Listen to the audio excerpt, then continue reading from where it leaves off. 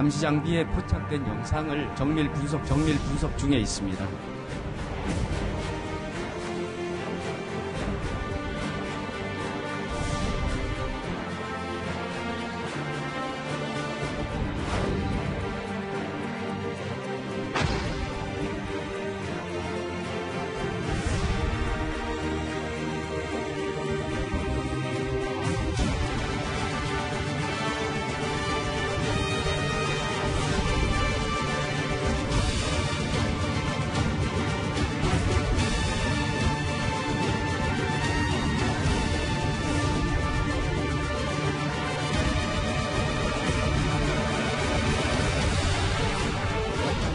우리 군은 이번 상황에 대해 매우 엄중하게 인식한 가운데 다양한 방안을 마련하겠습니다.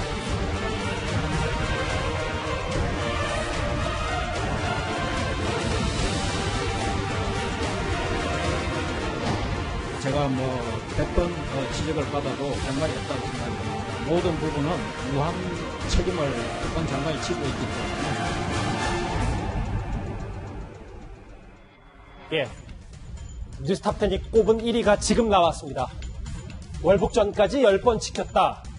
오늘 합참이요. 탈북민 김모 씨 월북 사건 조사 결과를 발표했습니다. 핵심부터 말씀드리면 김모 씨가 헤엄을 쳐서 북한 땅에 도착할 때까지 10번 가까이 군 감시 장비에 포착이 됐는데 그를 완벽히 놓쳤다는 겁니다. 우리 군은 연미정 인근에 있는 배수로를 통해서 월북했을 것으로 평가하고 있습니다. 그리고 현재 합참에서는 감시 장비에 포착된 영상을 정밀 분석 중에 있습니다. 신규 대표님, 네. 10번 중에 군 감시 장비든 CCTV든 한 번만 제대로 알았어도 월북할 수 없었던 건 아니겠습니까?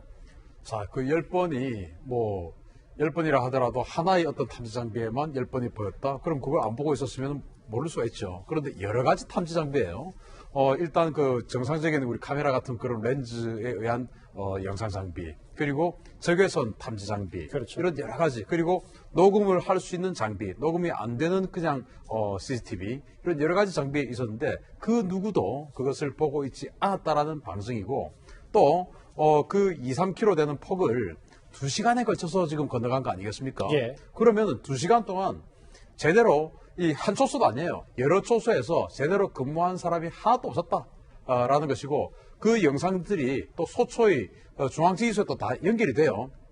그 소초에서도 제대로 분석을 들여다보고 있는 근무자가 제대로 없었다라는 총체적인 기강회의가 우리가 그렇게 믿고 있어도 해병대에서조차도 벌어지고 있는 상황이다. 이런 것입니다. 그럼 좀 더 구체적으로 보겠습니다. 저희가 지도를 좀 준비를 해봤는데요. 네.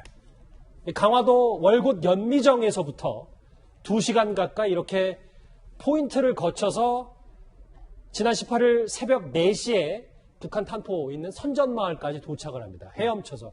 그러니까 엄밀히 따지면 택시에서 하차부터 북한 땅 밟을 때까지 2시간 조금 넘게 걸린 건데, 근데 저는 처음에 우리가 여기서 얘기를 했을 때, 신 대표님, 야암을 틈타고 뭔가 기상사항이 안 좋았지 않았냐라는 얘기를 했는데, 좀 알고 봤더니 상당히 이때 월북할 당시의 날씨도 맑았다고 하더라고요. 맑았고, 지금 요즘 비가 좀 많이 왔지만, 그렇다고 해서 저기 완전히 뻘물화되어 있는 상황도 아니었고, 지금 이제 밀물이 되어 있어가지고, 만약에 이제 썰물이라면은 저기가 조수간만의 차이가 심하기 때문에 갯벌을 조금 많이 걷고, 그렇게 해서 가는데, 이 월북자가 굉장히 그런 것까지 염두를 둔 것 같아요. 그래서 오직 저 폭을 전부 수영을 해서 건널 수 있는, 그래서 자신의 몸을 노출할 수 있는 그 시간을 대폭 줄인 그 시간을 선택을 한 것 같고, 그런데 방금 앵커께서 말씀하신 것처럼 시야가 굉장히 안 좋은 날이 아니었다. 이런 상황에서도 지금 연미정, 그러니까 직진해서 북쪽을 보는 저 초소, 그리고 김포 지역에도 지금 계속 연이어서 지금 초소가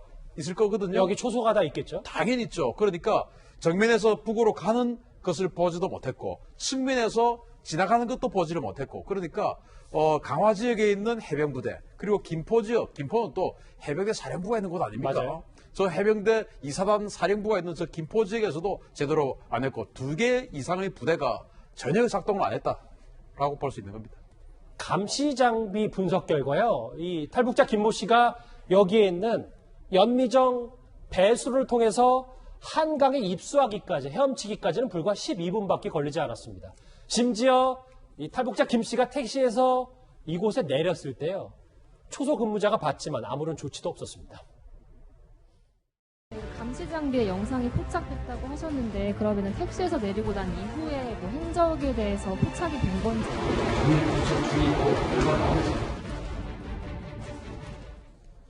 예.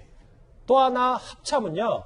분명 합동참모장 아니죠. 합참의장이 얘기했을 때 분명 처음에 월북자가 꽤 왜소한 체형이기 때문에 이 배수로 장애물을 극복했다고 설명을 했습니다. 그러나 진상조사 결과 이 얘기가 좀 달라졌습니다. 월북 인원은 신장이 163cm, 몸무게 54kg 정도의 매우 왜소한 인원입니다. 그 인원이 장애물을 극복하고 나갈 수 있는 그런 여지가 있었던 걸로.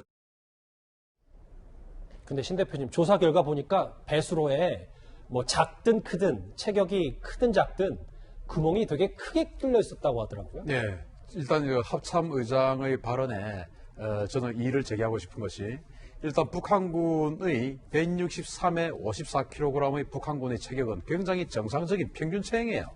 그러면은 우리의 감시 장비, 우리의 방어 장비는 북한군 체형에 맞게끔 당연히 해놓아야 되는 거 아니겠습니까? 예. 우리 대한민국처럼 174cm의 평균 키, 또 뭐 체중이 뭐 70kg이 넘고 여기에 맞추는 건 아니죠. 당연히 우리가 방어해야 할 상대의 체형에 맞춰야 되는데 저 북한의 평균 체형에 대해서 너무 왜소해서 뭐 빠져나간 것으로 판단된다라고 하는 말도 잘 못됐고, 그리고 실제 저 현장에 제대로 또 조사를 해보니까 그 철근이 벌어져 있다는 거 아니겠습니까? 저기는 철망도 아니고 철근이에요, 철근. 철근이 벌어져 있다라고 하는데, 자, 그러면은 저 해병대 이사단의 저 부대가 정말로 한심하다고 저는 생각을 하는 것이, 네. 여러분들 그 휴전선 이렇게 경계 근무하는 그런 홍보 동영상들, 군 홍보 동영상을 많이 보셨을 거예요. 군인들이 총을 잡고 철망을 이렇게 한 번씩 잡으면서 가는 거, 그런 거 많이 봤지 않습니까? 뭐 애국가 나올 때도 나오죠. 그렇죠. 바로 그겁니다. 그게 왜 하냐? 혹시 철망에 누군가가 터치한 흔적이 있느냐면, 아하. 자기들이 이렇게 표시해 놓은 어떤 뭐 돌이나 뭐 깡통이나 이렇게 달려 있어요. 그게 혹시 훼손이 됐다면 누군가가 철망을 만진 거 아니겠습니까? 그러면은 우리 부대원 외에 누군가가 이거 지금 건드렸다가 누군가 침입자가 있다, 그걸 확인해서 하는 거예요. 그래서 저기 경계 근무하는 초소원들은 지속적으로 하루에도 몇 번씩 자신들의 이런 것들을 계속 감시 감독하게끔 되어 있는데, 저 배수구의 철망이 어떻게 되어 있는가를 한 번도 보지 않았다. 그리고 그 철망이 저렇게 벌어져 있었음에도 불구하고 북한이 발표하기 전까지 며칠간 전혀 몰랐다. 며칠간 제대로 된 근무를 아무도 안 했다는 거예요. 저 당일날 CCTV를 제대로 안 본 것뿐만 아니고 아예 저 부대는 그냥 뭐 근무 자체가 그냥 뭐 저렇게 대충 하는 그런 부대였다라는 겁니다. 계속 얘기를 들으니까 좀 답답한데, 그럼에도 아무리 경기 실패라도 이거는 뚫리지 말았어야 되는 부분이 바로 이 부분 아닐까 싶어요. 여기서 택시 하차부터 뭐 배수로 들어갈 때까지는 몰랐다고 치고, 배수로 장애물도 어떻게 통과했다고 치자고요. 근데 여기서 한강 상류 건널 때, 한강 하류죠. 여기 이제 쭉 건널 때 헤엄치는데 5번이나 감시했는데도 몰랐다는데, 이게 부유물이라고 사람하고 헷갈릴 수가 있는 거예요? 헷갈릴 수 있죠. 그렇지만은 그 헷갈릴 수 있는 것을 헷갈리지 않고 판별해 내는 것이 전문가 아닙니까? 그 전문가를 양성한 게 그 해당 분야의 직종에 있는 근무하는 경계병이에요. 그 경계병이 뭐 오늘 바로 입대해서 지금 앉아 있으면 전문가가 아니겠죠. 그런 사람 같으면 반드시 또 고참 오래된 그 근무자하고 노련한 근무자하고 같이 또 조를 짜줍니다. 자, 그러면은 뭐 예를 들어서 뭐 부유물이라든지 이게 사람 머리하고 좀 헷갈릴 수 있다, 할 수 있습니다. 저를 앉혀놓으면 할 수 있고 앵커님을 앉혀놔도 그렇게 헷갈릴 수 있어요. 그렇지만은 저기에 있는 근무자는 저기에서 수개월 동안 그러한 것들을 교육받고 또 숙달하고 해야 되는데, 그런 교육 숙달이 제대로 되지 않고 있다라는 그 교육의 현장마저도 해병대는 지금 낱낱이 보여주는 것이죠. 민낯을. 그러니까 저런 변명 자체가 우리는 이렇게 훈련 제대로 안 하고 있다, 알겠습니다. 우리의 수준이 이거밖에 안 된다라는 것을 커밍아웃 하는 거 아니냐, 정말 안타깝습니다. 글쎄요. 문제는 이걸 거잖아요. 과연 이제부터는 이런 일이 또 생기진 않을까 의구심이 드는데요. 합창 이렇게 대책을 발표했습니다. 우리 군은 이번 상황에 대해 매우 엄중하게 인식한 가운데 물골, 배수로 등 경계 취약 요소에 대해 즉각 보강하고 감시 장비 인용 최적화 및 운영 요원에 대한 전문성, 숙련도를 향상시킬 수 있도록 다양한 방안을 마련하겠습니다. 그래서 아까 실시간 검색어로 올라와 있던 해병 이사단장을 보직 해임했는데 최 교수님. 네. 근데 문책 수위가 좀 낮았다 이런 비판이 있던데. 저는 그 부분에 동의해요. 그러니까 해병 이사단이 물론 책임져야죠. 왜냐하면 그 경계를 하고 있는 부대가 해병 이사단이에요. 그러니까 문제가 있는 건 분명합니다. 이번도 실패한 것도 분명하죠. 그런데요, 우리가 볼 게 있어요. 무슨 말이냐면 휴전선 전체 길이가 250km 정도 됩니다. 그 육군이 경계를 씁니다. 육군 11개 사단이 경계를 서요. 해병대가 커버하고 해병 이사단 같은 경우 255km를 커버를 하고 있습니다. 강화도, 교동도, 우도. 그런데 실제 사단 규모로 보면 1사단, 그러니까 육군 1사단이나 해병대 1사단이나 같은 규모예요. 규모로 보면 한 개 사단 255km를 경계를 하고 있고 육군 11개 사단이 250km를 경계를 하고 있습니다. 그러면 물론 책임을 물어야 되지만 경계를 할 수 있도록 인력 보강 이런 부분이 반드시 다음에 필요하다는 부분을 꼭 말씀드리고 싶고, 또 하나 해병 이사단 해양 경계 작전 임무를 보면요, 북한군 침투 탐지 저지와 북한 기순자 포착이에요. 월북 하는 건 여기 없어요. 지금 현재 이것도 바꿔야 돼요. 왜냐하면 월북자가 나타날 수 있는 상황에서 월북에서 없기 때문에 이거 바꿔야 되고, 그 다음에 그러다 보니까 경계 작전 시스템도 북쪽 방향으로만 지금 돼 있는 거예요. 남쪽에서 넘어가는 사람을 잡을 수 있도록 시스템 강화해야 되면, 즉 종합해서 말씀드리면 감시 병력 확대해야 되고요. 육군이 하는 것처럼 해병대도 더 많은 인원 들어가야 되고, 감시도 이제는 귀순자뿐만 아니라 월북하는 사람도 받을 수 있는 감시 체계 만들어야 되고요. 해병 이사단장만 보직해서 끝날 문제가 아니라 전체적으로 지금 지상작전 사령관 같은 경우는 작전 그 책임이 있는 거잖아요. 이런 분들을 가만히 있고 해병 이사단장만 해임하고 끝나는 겁니까? 이 부분은요, 국방부가 적극적으로 확인해서 이걸 이번에 이렇게 문체하고 끝나면 또 다음에 또 동일한 일이 또 일어나지 않겠습니까? 이런 부분은 바로 잡아야 한다고 생각을 합니다. 사실 기억하시겠지만 우리 군은 1년 전에도요, 그러니까 삼척 목선 사건 때도 비슷한 말을 했었습니다. 하지만 이렇게 경계는 또 뚫렸습니다. 만약에 무장을 했으면은 여기 어민들이 다 사살된 거 아니겠습니까? 맞잖아요. 이상한 경찰이나 이상한 경찰이나 좀 문제가 좀 있는 것 같습니다. 뭐 안보가 엉망이라 그러는 거지. 정부에서 뭐 하는 거? 삼척항으로 입항하는 과정에서 우리 군이 이를 제대로 포착하여 경계하지 못하였고 깊은 책임을 통감하며 사과의 말씀을 드립니다. 언제까지 저희가 저 사과를 계속 봐야 되는 건지요?